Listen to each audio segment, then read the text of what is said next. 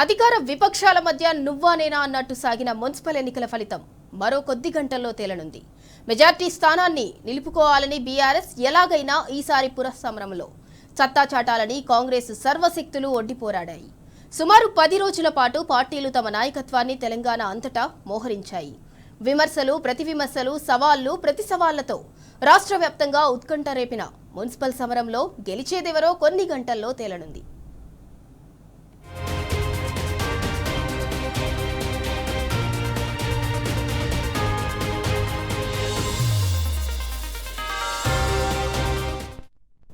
రేపు ఉదయం 8 గంటలకు తెలంగాణలోని 136 కేంద్రాలలో లెక్కింపు ప్రారంభం కానుంది. మధ్యాహ్నం కల్లా ఫలితాలపై స్పష్టత రానుంది. హోరాహోరీగా సాగిన మున్సిపల్ ఎన్నికల ఫలితాలపైన ఇప్పటికే ఓ స్పష్టత వచ్చింది. అయితే నిన్న జరిగిన పోలింగ్ సరళి తర్వాత పార్టీల నేతలు లెక్కల్లో మునిగిపోయారు.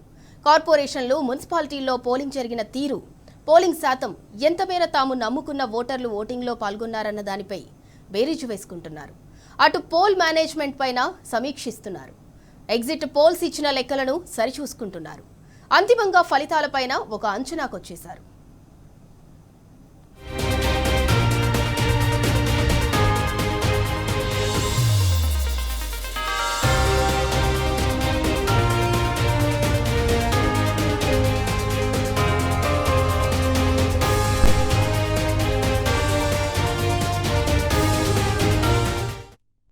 అటు నిన్న పోలింగ్ జరిగిన తర్వాత బ్యాలెట్ బాక్సులను స్ట్రాంగ్ రూమ్లకు తరలించారు. రేపు ఉదయం 8 గంటలకు కౌంటింగ్ ప్రారంభం కానుంది. 136 కేంద్రాల్లో ఓట్ల లెక్కింపు ప్రక్రియ ప్రారంభం కానుంది. దీనికి సంబంధించి అధికారులు అన్ని ఏర్పాట్లు చేస్తున్నారు. అదే రోజు మధ్యాహ్నానికల్లా ఫలితాలపై స్పష్టత రానుంది. అనంతరం ఈ నెల 16న మేయర్, మున్సిపల్ చైర్మన్ల ఎన్నిక జరగనుంది. రాష్ట్ర వ్యాప్తంగా 2569 మున్సిపల్ వార్డులు, 412 కార్పొరేషన్ వార్డులకు ప్రజలు తమ తీర్పును బ్యాలెట్ బాక్సుల్లో నిక్షిప్తం చేశారు. ఫలితాల కోసం అన్ని రాజకీయ పార్టీలతో పాటు ప్రజలు కూడా ఉత్కంఠగా ఎదురుచూస్తున్నారు.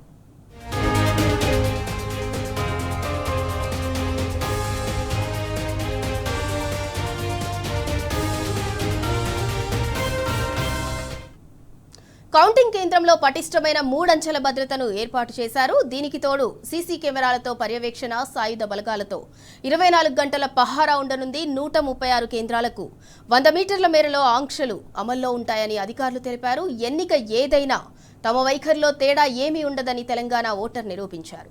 పట్టణాల్లో ఉండే ఓటర్లు ఓటేసేందుకు ఆసక్తి చూపగా కొందరు ఓటర్లు చాలా వరకు ఓట్లు వేయనట్లు తెలుస్తోంది. మరోవైపు కొత్తగా ఓటు హక్కు వచ్చిన యువత ఓటు వేసేందుకు ఉత్సాహం కనబర్చారు. అయితే పోలింగ్ శాతం తగ్గడానికి కారణాలు లేకపోలేదని విశ్లేషకుల అంచనా. ప్రైవేటు ఉద్యోగులకు సెలవులు లేకపోవటం, ఓటింగ్ శాతం పెంచడంలో అధికారుల ప్రచార లోపం, పోలింగ్ బూత్ల వరకు ఓటర్లను రప్పించడంలో రాజకీయ పార్టీలు విఫలమయ్యాయనే ఆరోపణలున్నాయి.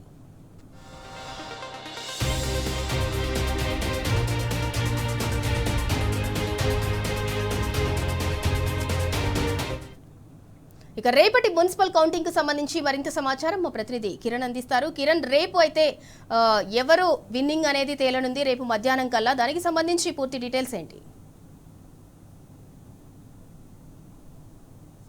రేపు మున్సిపల్ ఎన్నికల కౌంటింగ్ ప్రక్రియ జరగబోతోంది. రేపు ఉదయం 8 గంటలకు కౌంటింగ్ ప్రారంభమవుతుంది. మొత్తంగా ఇప్పటికే నిన్న జరిగినటువంటి ఎన్నికల్లో 73.01% పోలింగ్ నమోదైంది. గతంలో కంటే దాదాపు 2.86% పోలింగ్ ఎక్కువగా నమోదైనటువంటి నేపథ్యంలో పూర్తి స్థాయిలో ఈ ఎన్నికలకు సంబంధించినటువంటి అంశంలో కూడా రాజకీయ నేతలంతా కూడా తమ ఓటు హక్కును ఏదైతే తమ అభ్యర్థిత్వాన్ని పరీక్షించుకోబోతా ఉన్నారు. ఆ బ్యాలెట్ బాక్సులో వాళ్ళ భవితవ్యం కూడా నిక్షిప్తమై ఉన్నటువంటి పరిస్థితులు కనిపిస్తున్నాయి. రాష్ట్ర ఎన్నికల సంఘం కూడా ఎన్నికలకు సంబంధించినటువంటి అంశంలో చాలా పగడ్బందీ ఏర్పాట్లు కూడా చేసింది. కానీ కొన్ని చెదురుమదురు ఘటనలు నిన్న జరిగాయి. రేపు జరిగేటువంటి కౌంటింగ్ ప్రక్రియకు సంబంధించినటువంటి అంశంలో కూడా ఖచ్చితంగా 3 అంచెల భద్రతను కూడా ఏర్పాటు చేశారు. నిన్న సాయంత్రమే బ్యాలెట్ బాక్స్ అన్ని కూడా స్ట్రాంగ్ రూమ్ లకు తరలి వెళ్లినటువంటి సందర్భాలు అయితే మనకు కనిపిస్తుంది. అంతేకాకుండా రేపు దాదాపు 163 సెక్షన్ ను కూడా అమల్లో ఉంచి 2 నుంచి 2 కిలోమీటర్ల నుంచి 3 కిలోమీటర్ల వరకు ఈ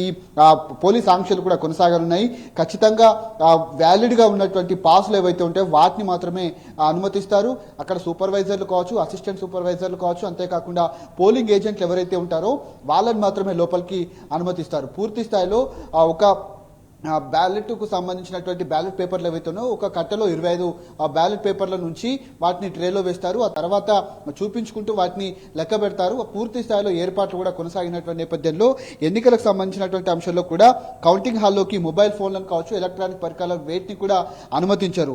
ఇవన్నీ ఒక రౌండ్కు ఒక టేబుల్ మీద ఉన్నటువంటి రౌండ్ పూర్తయిన తర్వాత రిటర్నింగ్ ఆఫీసర్ డిక్లేర్ చేసిన తర్వాత మాత్రమే ఫలితాలు బయటికి వెలువరుస్తారు. దాదాపు 116 మున్సిపాలిటీలు 7 కార్పొరేషన్లో నిన్న ఎన్నికలు జరిగాయి. ఎందుకంటే పార్టీ గుర్తుల మీద జరిగేటువంటి ఎన్నికలు కావడంతో చాలా ప్రతిష్టాత్మకంగా పార్టీలు కూడా తీసుకున్నటువంటి పరిస్థితి కనబడుతుంది. ఒంటి చేత్తో బీఆర్ఎస్ పార్టీకి సంబంధించినటువంటి ప్రచారాలకు కూడా బీఆర్ఎస్ వర్కింగ్ ప్రెసిడెంట్ కేటీఆర్ కూడా చేసినటువంటి నేపథ్యంలో అంతే ధీమాగా పార్టీ కూడా ఉన్నటువంటి పరిస్థితులు కనిపిస్తున్నాయి. ఎక్కువ స్థానాల్లో కూడా గెలుపొందేటువంటి అవకాశాలు అయితే మనకు కనిపిస్తూ ఉన్నాయి. ముఖ్యంగా కాంగ్రెస్ పార్టీ ఇచ్చినటువంటి హామీలు ఏ ఒక్కటి కూడా పూర్తిగా నెరవేర్చకపోగా పట్టణ ఓటర్లంతా కూడా బీఆర్ఎస్ వైపే మొగ్గు చూపినట్టుగా తెలుస్తుంది. కొన్ని చోట్ల బీఆర్ఎస్ కు ఓటు వేయాలనుకున్నప్పటికీ కూడా కాంగ్రెస్ అభ్యర్థులు కావచ్చు, అటు బీజేపీకి సంబంధించినటువంటి ముఖ్య నేతలంతా కూడా దాడులకు పాల్పడేటువంటి పరిస్థితి కనబడుతుంది. ఇవన్నీ దృష్టిలో ఉంచుకొని పోలీస్ బందోబస్తును కూడా రాష్ట్ర ఎన్నికల సంఘం ఏర్పాటు చేసింది. ఎక్కడికక్కడ కట్టుదిట్టమైనటువంటి భద్రతా ఏర్పాట్లు కూడా చేసినటువంటి పరిస్థితి కనబడుతుంది. ప్రతి రౌండ్ లో 1000 బ్యాలెట్ బాక్స్లను 40 కట్టల నుంచి 25 బ్యాలెట్లను డ్రమ్ లో ఉంచి వాటిని లెక్క పెడతారు. అంతేకాకుండా అభ్యర్థుల వారీగా మొత్తం సందేహాస్పద ఓట్లు ఏమైనా కనుక ఉంటే వాటిని కౌంటింగ్ షీట్ లో నమోదు చేస్తారు. అంతేకాకుండా వార్డుల్లో ఉన్నటువంటి అన్ని బ్యాలెట్లను లెక్కించి ఆ తర్వాత సందేహాస్పద ఉన్నటువంటి ఓట్లు ఏవైతే ఆర్ఓ నిర్ణయించిన తర్వాత మాత్రమే ఈ ప్రక్రియ అనేది పూర్తవుతుంది. లెక్కింపు తగిన ధృవీకరణ పూర్తయిన తర్వాత మాత్రమే ప్రకటించబడతాయి. సర్టిఫికెట్లు కూడా జారీ చేపడతాయి. ఇదంతా ఒక ఎత్తు అయితే 16వ తేదీన పరోక్షంగా జరిగేటువంటి mayor, deputy mayor, chairman, vice chairman కు సంబంధించినటువంటి కూడా ఆ మున్సిపల్ అడ్మినిస్ట్రేషన్ కు సంబంధించినటువంటి అధికారులు కూడా ఈ ఏర్పాట్లలో నిమగ్నమయ్యారు. ఇప్పటికే క్యాంపు రాజకీయాలు కూడా అటు కొన్ని పార్టీలు కూడా చేపడుతున్నటువంటి నేపథ్యంలో ఖచ్చితంగా గెలిచినటువంటి అభ్యర్థులను, ఆ పార్టీలో గెలిచినటువంటి అభ్యర్థులు మాత్రమే ఓటు వేసే విధంగా వాళ్ళను కాపాడుకుంటున్నటువంటి పరిస్థితులు అయితే కనిపిస్తున్నాయి. రేపు ఫలితాల తర్వాత ఎవరు గెలుస్తారు, ఫలితాల తర్వాత ఎవరు ఓడతారు అనేది కొంత ఉత్కంఠభరితమైనటువంటి వాతావరణం రేపు కనిపిస్తుంది. పట్టణ ఓటర్ల తీర్పు అభ్యర్థులకు సంబంధించినటువంటి భవితవ్యాన్ని రేపు నిర్దేశించేటువంటి అవకాశాలు అయితే మనకు కనిపిస్తూ ఉన్నాయి. పోలింగ్ కేంద్రాలు ఏదైతే కౌంటింగ్ కేంద్రాల వద్ద 163 సెక్షన్ కూడా అమల్లో ఉంచుతారు. ఎవరిని కూడా లోపలికి అనుమతించారు. కేవలం పాసులు ఉన్నటువంటి వాళ్ళ మీద లోపలికి అనుమతించేటువంటి అవకాశాలు మనకు కనిపిస్తూ ఉన్నాయి. Right, thank you Kiran.